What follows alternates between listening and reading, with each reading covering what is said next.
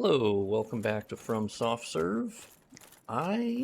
Today I wanted to show off sort of something I didn't originally intend to do with this mod, as most of this mod has basically turned into I don't know, like it's turned into something I didn't think it was gonna be, and it keeps expanding of like what I want to do. But I've decided I definitely want to disable the player lantern for pretty much the entire game. And this might be a controversial choice, but I think it has a lot of benefits that are going to be pretty apparent. So the first example here is we're in Undead Berg, and as you can tell, there's no illumination coming off the player character. Also I notice I'm like pretty far off the ground.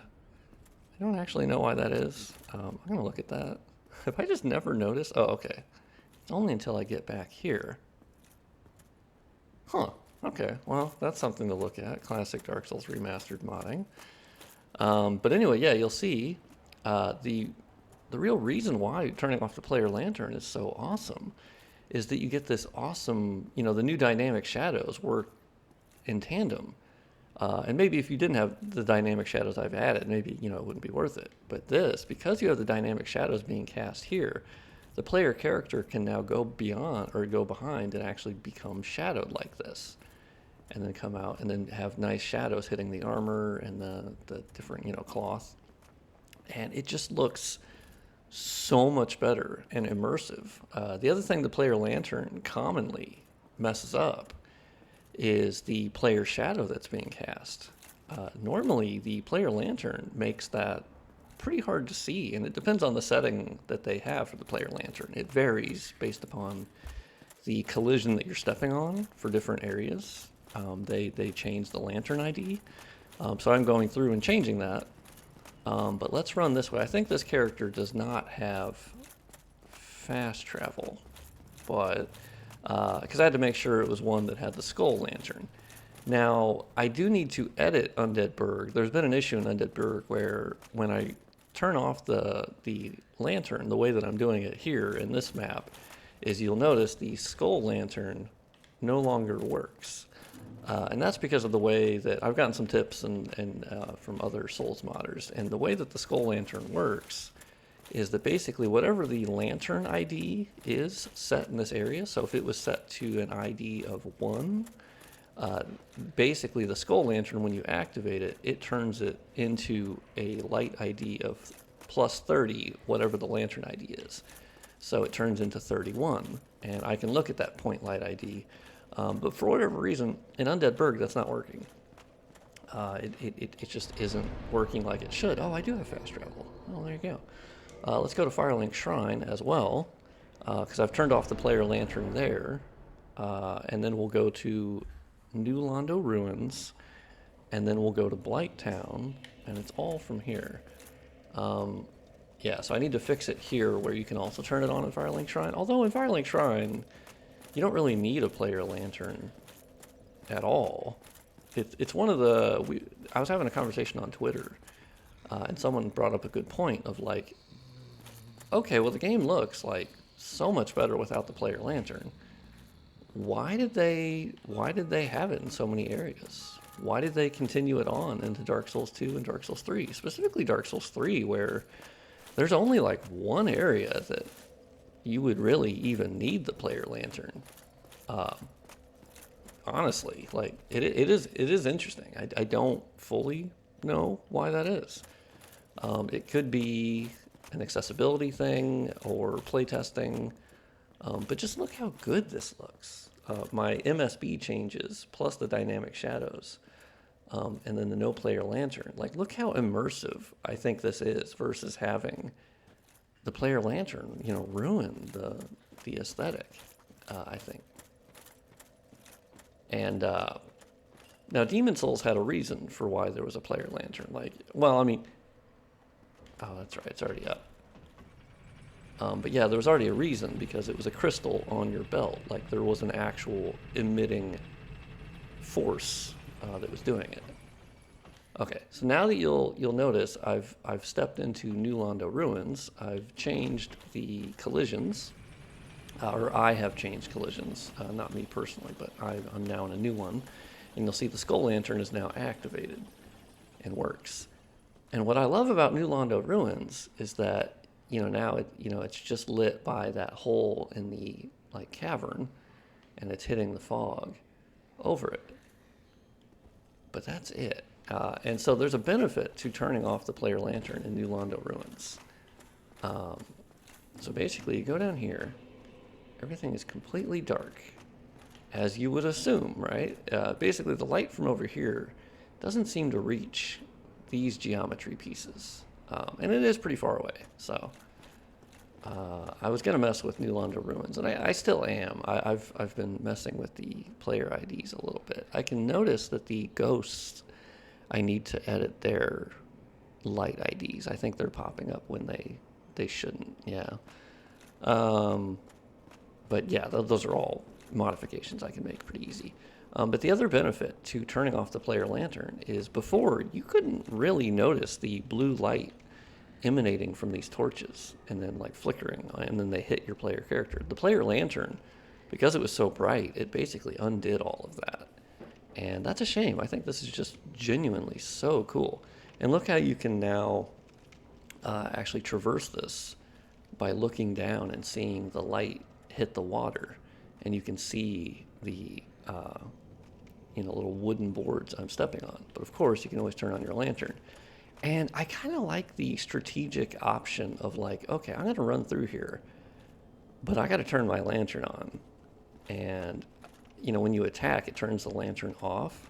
Of course, I'm going to do some testing with the sunlight maggot, because of course you can put that on your head and it's not as illuminated, but that would obviously be like a pretty good choice.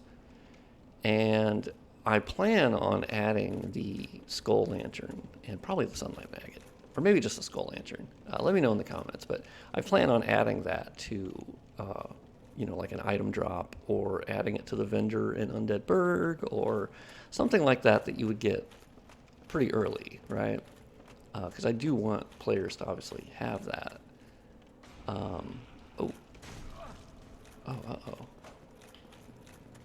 Uh-oh, did I screw something up? Okay, I may have screwed something up. So now the ghosts aren't visible at all. Well, okay. I should probably fix that. That's weird. Okay, well, I'll look at that.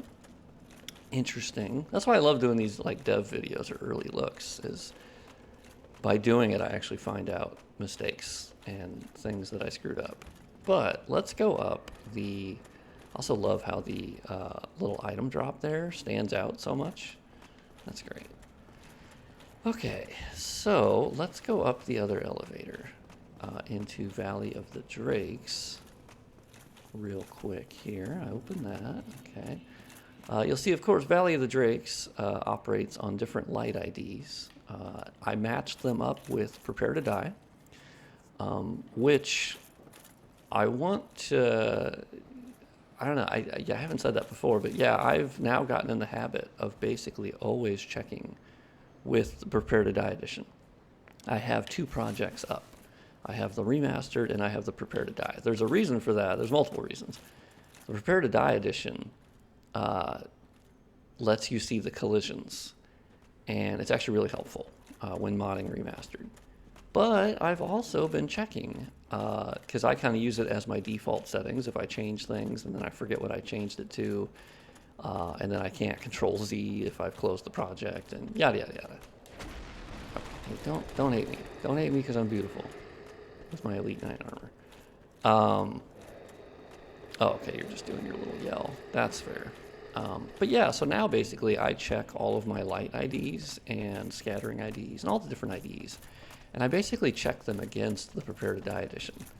And so if Remastered did alter something, which I have seen that, and it's rare, it's less than like 10% of the time, but they do occasionally like change some light IDs, and even within the light IDs, the luminance and some different things and colors, and I'm like, okay. I basically always revert it back to Prepare to Die, because I think that Prepare to Die I will always say that it got the color and atmosphere correct. And remastered every once in a while differed from that. And so, yeah, I'm definitely going to always defer to the Prepare to Die edition for any colors or lighting. And that's one of the goals of the mod. This mod has consistently broadened in its overall goals. But yeah, so here you can see in Blighttown the Skull Lantern is working, but the Player Lantern I've also disabled. And I really like it because there's a good balance here where... Okay. What I really like is I've balanced the... because I have altered the light IDs and scattering and some of those. Basically, when you look up, you can see, because Blighttown doesn't have like a ceiling, right? There is actually, you know, sky up there, but you're so far down that it's modified with how green Blighttown is. And so that's what I really like, is that by looking up, you can still see some sort of light, and it can guide you a little bit, because you can even see the structures a little bit. But on the ground, it's completely dark. And you're forced to actually use the lantern to see around. And you can see also the torches in the distance. You can go, oh, okay, that's where the torches are. Okay, got it. That's where some structures are. I should go that way. You can see the enemies in the distance. You go, oh, okay, that's some fire. And you can see, yeah, like the distant structure here, you can see with the flames. I just think that's great. I just think that's a wonderful balance of like immersion. And I also feel like it's pretty true to Blighttown, and that is important to me. I do have to fight against the instinct of like changing things too much. Like Firelink Shrine, I did modify more than some of the other areas. People seem pretty happy with it. I personally am very happy with it. I think it still feels like Firelink Shrine. It just looks just really good, honestly. I'm most proud of Firelink Shrine. I think that just looks absolutely awesome. But yeah, like I think Blighttown looks good. This is sort of the goal for the mod now. I guess you could almost consider it like a challenge mode. It's not. I think new players will obviously be able to beat Dark Souls even with the reduced light that's in this mod. But I think it's sort of, I don't know. Dare I say, I don't want to say like how it should be, because I have no place to say that. I ultimately revere, Miyazaki and the whole From Software team. I really do. I am in no way a game designer or in a position to say that. But I do think that, I wonder if they wanted it to be a little darker. I don't know. Like, obviously, it's kind of the ongoing joke for me is, like, I'm putting the dark in Dark Souls. And that, I don't know, I just feel like this is more immersive. And the player lantern commonly was not needed, That's kind of where I come at from it. I just didn't think it was terribly needed in some locations. Tomb of the Giants, yeah, it was definitely needed there. But, I don't know, I'm a little curious about setting that up where, okay, what if you do get to Tomb of the Giants and you're like, well, damn, all right, because by that point you can warp. And I would assume you would hit Tomb of the Giants and you'd be like, okay, I need to figure out some sort of luminance, right? Like if they were playing my mod, that I'd be really interested in. If they were like, oh, okay, well, let's problem solve. So I can't really see. So maybe I should figure out another way. Okay, is there someone who sells a lantern, or is there... And so that's kind of where I want to change where it drops. Because obviously getting the skull lantern is pretty... I mean, you got to go down into the catacombs. And if you get a lucky drop, or if you get kicked into the pit by patches, right? So I am curious about playing with that, where obviously it's not like a one-off item. It's obviously an item that a lot of those sorcerers had, right? Oh, am I getting hit by something? Bitch. I was trying to go into, like, the upper part of Blighttown, because I haven't really gone up there as much. I always go the back way, because I'm a... Hey! How the hell did I fall? Did someone... Did I just run out of stamina? Okay. Interesting. Okay. So here we go. But yeah, I just think that'd be something really cool to kind of mess around with. I'd like to, I don't know, alter the flow of the game a little bit. I'm kind of rambling here. I don't know where I'm going. I woke up pretty recently and I'm drinking coffee. So you guys seem to appreciate my stream of consciousness thoughts, or waxing poetically about Dark Souls. I also kind of feel bad. I've spent so much time on Dark Souls Remastered recently versus my other mods, but I've actually kind of really enjoyed it. Since obviously, you know, I was going between like 5 different mods at once, that it actually is kind of cool to really focus on one. And I think it's because Dark Souls Remastered has required a lot more work. The other mods, I basically figured out what I needed to do and was going to set out to do, and then it was just the process of doing it. So I just had to spend the time. It wasn't actually that hard to work on those different mods because it was basically like, oh, okay, all right, I know what to do. I'm just going through the maps and I'm just doing the sort of laborious work. And that's mostly what DS3 modding for the mod I was doing. And I don't know, yeah, so with Dark Souls Remastered, it's been just an absolute ton of, you know, troubleshooting. Oh, this is bad. This is very bad. So this is Blighttown without a player lantern. Hopefully you enjoy this. I could see this being very difficult for players, but I also think like really fun, if that makes sense. I think adding a little bit of challenge to Dark Souls, because when Dark Souls 1 came out, it was obviously very difficult for the time. Like Demon Souls was very difficult for the time, but obviously we've gone beyond that, right? I think Dark Souls is still very difficult for people coming to it after even playing Elden Ring and or Bloodborne, because of the slower nature and you know, some of the other mechanics. But I think overall it's not terribly difficult. And you know, I'm also fine if my mod was mostly used by people who've played the game a lot, because there's obviously a big player base for that. And I don't even care if it was a small player base.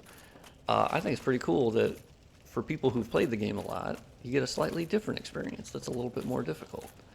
Because you know, we're all gluttons for punishment, right? That's kind of the beautiful thing about modding Dark Souls, is like literally this is the genre, so you can do these kind of more controversial changes. Oh man, oh my god, I lived, bitch. Okay, that'll be the thing in the comment if you've watched until this point. Prove that you watched until this point by saying I lived, bitch. I always mean to do that more often. It's always fun when I'm like, say this if you've watched it, because I honestly don't really care. You can watch until whatever point you're happy with, and I appreciate you watching. 1 minute, 30 seconds, anything. That's fantastic. What's the other place I turned off? I think that's it for, well, yeah, let's go to the depths, actually. Wait, which bonfire's in the depths I can warp to? I don't remember. Oh, damn, really? I honestly I didn't know this was, like, warpable, but alright. Ah, I do have it working in the depths. Okay, cool. I'm glad I went here then. So this is the other area where I've turned off the player lantern, and just look how immersive the depths are. Oh, look at that. Look at that, homie. What's up, dog? I love your gargoyle hat, morning star, night shield. You'll have to see it. But this is just so immersive, and I think that's why I decided, like, I don't know. I think I'm gonna chase this feeling, because I actually think the game is really benefited by turning off the player lantern. Here I can modify the strength of the skull lantern. I think here it might not be strong enough versus what it was in Blighttown. I think that's usually just with the alpha setting. But yeah, you can see how it makes a difference where like by default, this is the depths with, like, you know, no player lantern, not using the skull lantern, and you can see, you know, these torches are, oh my god, okay, you guys have a 1-2 attack that is just rough. And yeah, and you get the little shadows from the torches, which, yes, I have gone through and added the extra torches that were just not lit for whatever reason. I have more to do, I believe. Oh, you guys are in the box, right? Okay.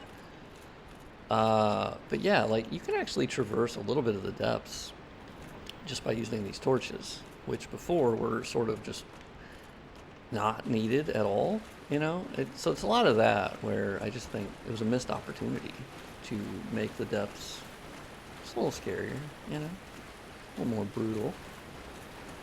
So now we're out in the common area. Yeah, I definitely need to adjust the strength of the skull lantern. It's a little weak right now. I will work on that for sure. Okay, y'all are the fat rats. Oh, it's a bang bus. It's a bang bus. And once again, I lived, bitch. I lived, bitch. Oh my. Can you guys not do the 1-2 attack? I'm too slow. I'm too slow as is. Oh, look at that nasty slime. But yeah, so let me know in the comments if you enjoy a more visceral Dark Souls experience. And, you know, I genuinely think a big part of the reason for disabling the player lantern, for me at least, is that it benefits the other changes that I'm making. So for me, it's not, you know, just purely like I want to make players suffer. No, it's also partially because it's like, that's the game I want to play. I think I'd like a slightly different experience. I've played the game for like 25 plus times at this point, so a different experience for me I think would be kind of cool. And so that's kind of my guiding moonlight, if you will. I've been watching a lot of reactions to people playing the Ludwig boss fight, by the way. Best OST ever, maybe. Well, boss OST. That whole DLC is absolutely bananas. Probably some of From Software's best work, if not for sure. Anyway, I've rambled on too long. I love if the Skull Lantern like casts shadows and stuff, kind of like Dark Souls 2, but the way that the lighting works in this game, it's so ass backward, and it just doesn't function at all like Dark Souls 2, so, or 3, which 3 I had to enable it, but I wish I could like backport the torch from like DS3 and have it work, but with the SFX files and whatnot, I just don't think that's a thing. I don't know, but I'm actually curious about turning off the player lantern for Demon Souls, but then again, I just don't think that would have any point because, you know, you have that crystal on your belt. So for that, I feel like that's just kind of a Demon Souls thing. So I probably won't touch that, but then again, I like tinkering and just, you know, if it looks cool, you know, because like in Demon Souls, they still don't like actually talk about it. It's just the crystal that happens to be there, and it happens to illuminate. Like, it's not, as far as I know, there's no big Vati Vidya, you know, reason for the crystal. No one else seems to have it. Could be wrong. Of course, I'm not an expert on Demon Souls. If I say Demon Souls enough, it actually summons Then's DES, which if you don't follow them on YouTube and Twitter, they're amazing and awesome, and follow them on Twitch. He's a cool dude. But anyway, I've talked long enough. I hope you've enjoyed this look at my graphics overhaul mod. You can download the current version of it below. That has some of the lantern changes. I cannot remember which ones, but it doesn't have most of them. I'm still working on that, and I wanted to iron out bugs before I released it to everybody and then turned off all their lights. And I also wanted to make sure players had the option of like buying the Skull Lantern and putting that in the description. And, right, so there were some steps I have not done yet. But I hope you enjoyed this. Let me know what you think. And praise the sun. Yeah, still praise the sun. Even if it's a fake sun or if it's made up by Gwendolyn, I think we still praise it. And large chest ahead. We also praise that. We always praise that. All right, well, I'll see you next time. Thanks for watching.